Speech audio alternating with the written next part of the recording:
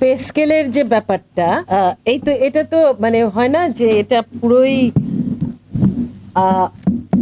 নেপালে বেতন একটু একটু করে বাড়াতে বাধ্য হচ্ছে কেন? নেপাল থেকে আর যাওয়ার লোক পায় না। নেপালের পপুলেশন কত?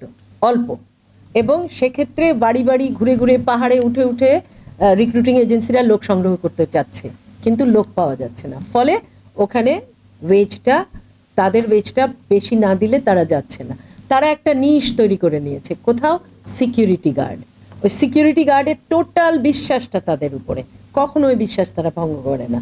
ফলে তাদের বেতনটা বাড়ছে। বাংলাদেশের দিকে যদি তাকাই, আমার যদি ডিমান্ড থাকে 2000 কর্মীর, সেখানটায় আমি কিন্তু 50,000 লোক এসে দাঁড়ানো যে আমি যাব, তখন কি হচ্ছে, ওর সাথে কম্পিট করছে, ওর সাথে কম্পিট করছে যে আমি যাব।